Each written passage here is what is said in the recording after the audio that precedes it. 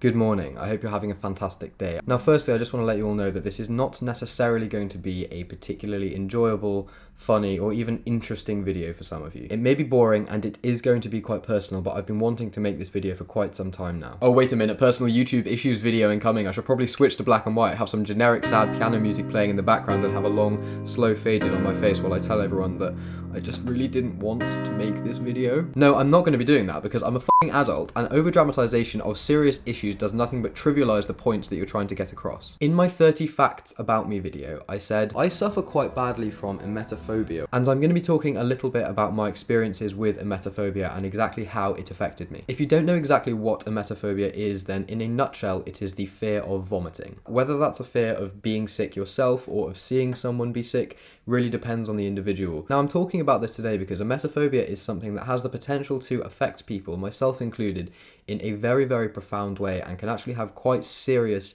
detrimental effects on someone's mental health. When I've been going through my worst patches of how this affects me and the anxiety that it can create, I've often found it helpful and comforting to watch videos of other people talk about it or read about it online. Because even if they're not talking about ways to effectively get over the condition, it helps to just know that you're not crazy and that there are other people experiencing this too. But one of the interesting things about emetophobia is that it predominantly affects women. I've only ever found videos where women have been talking about it. It is so great that those videos exist and they really did help me, but I couldn't help but sort of be a little bit worried about the fact that the only people talking about this seem to be women. I would have liked to see a guy talking about this. Also, I just want to point out that I'm not saying that because I'm sexist or anything and I don't want to listen to the women talk about it. It's just that because it is something that affects women more than men, if you are a man and you have it, it can make you feel more isolated. So this video exists for anyone who suffers from emetophobia, regardless of your gender.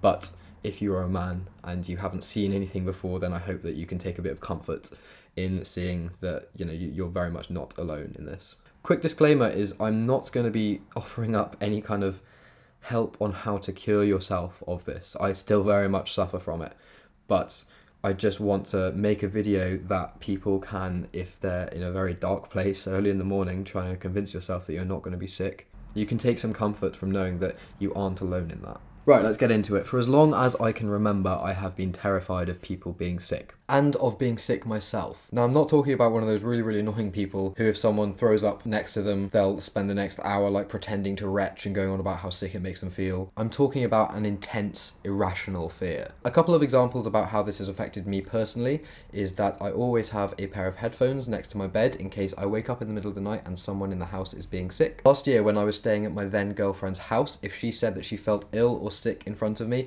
I would not want to share a bed with her that evening. I would, but I would be terrified. I wasn't very good at the whole holding your girlfriend's hair back if they're being sick situation, because if that happened, I would be in another room the other side of the house with my headphones in, trying very, very hard not to have a full-on panic attack. The worst thing about my house last year was that the bathroom was here and my bedroom was here and the walls were very, very thin. If I heard someone going into the bathroom in the middle of the night, my heart would start racing, I'd become very, very anxious, and that wouldn't go away until they had left the bathroom. All because I was terrified about hearing them throw up. The only situations where I can sort of deal with people being sick, unless they're literally being sick on me, is when I'm really, really drunk. And part of the reason that I'm scared of hearing people be sick is because I'm worried that I will catch whatever they've got and that will make me sick. Throwing up is one of the worst possible things in the world to me, and I do it very, very rarely. And this is an interesting thing about people with emetophobia, is that the people who suffer from it tends to be physically sick in their life much, much less than the people who don't. So you'd sort of think that it wouldn't be that much of an issue, but it really, really is. The last skiing holiday I went on with my family was almost entirely ruined because my sister, who I was sharing a hotel room with, was physically sick the first day. She had clearly got some virus and was just sick. Not only could I not sleep in the room that evening, and I insisted on sleeping on the floor of my parents' hotel room, but every other day of that holiday, I was completely freaking out and worried about one of two things. Either my sister being sick again, and I'd kind of look at her every now and then if she said that she wasn't feeling great, and just be terrified that I'd see her be sick, or of me catching whatever it was she had and me being sick myself. I feel like anyone with emetophobia will know that the idea of just being sick is bad enough on its own, but if you're sick in an environment that is really difficult to sort of have your own space in, then that's seriously so much worse. Those are a few examples of how this has affected me and how it can affect other people. So let's go back to when I was a child. When I was at school, the time of the year I was most scared of was that sort of month and a half during winter where you'd get the vomiting bugs and noroviruses kind of spreading around the country. I would be in a perpetual state of worry during that time of year, and across the whole year, if any of my friends, and it doesn't matter how good a friend you were to me, if you said that you felt sick in front of me, I would actively avoid you for the rest of the day if you didn't actually end up being sick, and the rest of the week if you did. I made a conscious effort to avoid my friends if I thought that they were going to throw up. I used to be a chorister as well at Gloucester Cathedral, and one of the most traumatic things that ever happened to me as a child is I was singing Evensong, as we did practically every day in the choir, and one of the kids in the row opposite me, all of a sudden, in the middle of the psalm, just threw up all over the person next to him. It was horrible. And when that happened, it affected my body in the same way that it did if someone said that they felt sick around me, or if I saw someone being sick on television, or if I heard someone throwing up in the toilet. And that's this horrible sort of nervous rush feeling kind of going down to the pit of my stomach. I would just feel awful. I'd be like, there's no way of really describing it. I can't actively put it into words. All I can say is that there was this weird rush that sort of went down my body and settled in my stomach. It didn't make me feel sick. It didn't make me feel sick,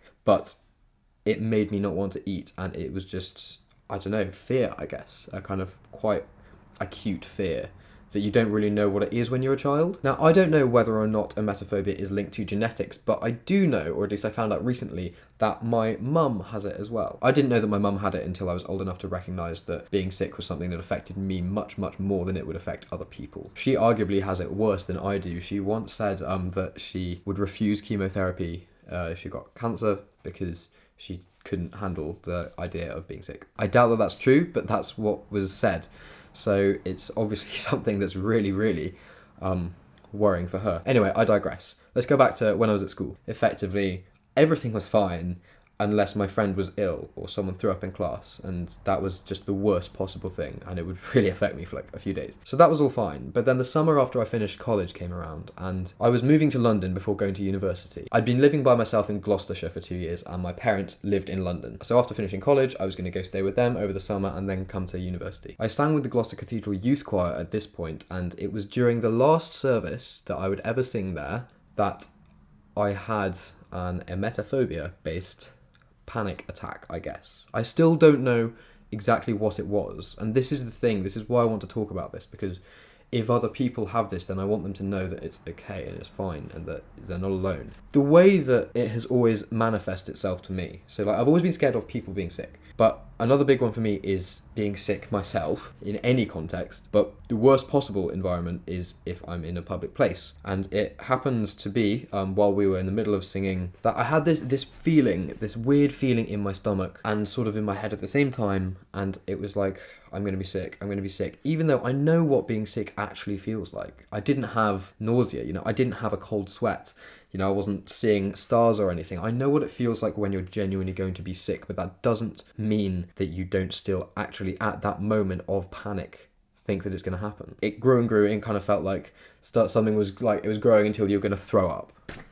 Gross. But I was singing, I was in the cathedral. Obviously, if I had felt bad enough, I could have gone and left. But if I'd done that and I hadn't been sick, then I would have been like, well, that was just like, why did I leave? And also, this was the last service I was ever going to sing that. I didn't want to. I stopped singing, I was just mouthing along. I was trying to control my breathing, and I was looking forward to when I could next sit down, because when I could sit down, it was like I had a bit more peace when the focus wasn't on me as a member of the choir. So I'd sit down and I'd feel a bit better. And then I'd stand up and it would start coming back and this rising feeling would happen. And that was a bit shit, basically. Anyway, after the service, I was fine, effectively. I was a bit shaken up by it. I can remember thinking that had happened to me when I was a young chorister. That same feeling, it hadn't ever been quite as strong as it was then. But I remember afterwards kind of being like, oh, that hasn't happened to me since I was 8 years old. That was really weird. So that happened. And then afterwards, I experienced what I can only say is the worst summer holiday of my life. I moved to London and it just got worse and worse and worse, to the point where I was having anxiety attacks that would kind of last all night.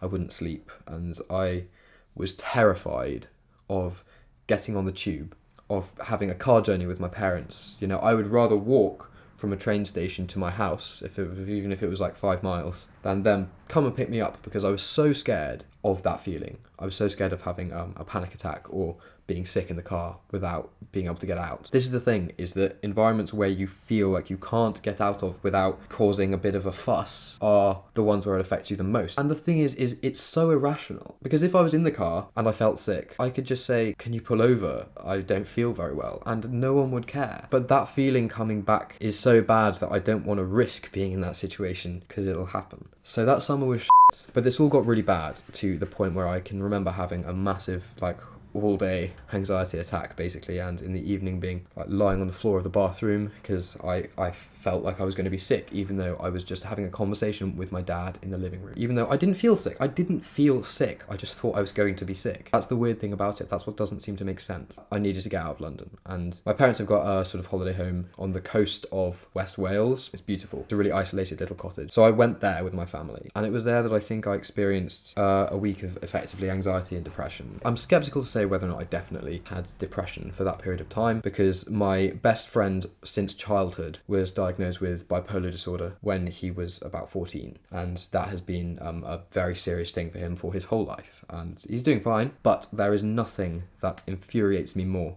than people trivializing mental health issues and saying that they're depressed because it's fashionable, trying to be edgy and cool, and like, just fuck off if you're one of those people. Just fuck off. Anyway, all I can remember thinking when I was there is that all the times he described how he felt sometimes to me when he was experiencing a low, I suddenly understood what he meant. It was horrible.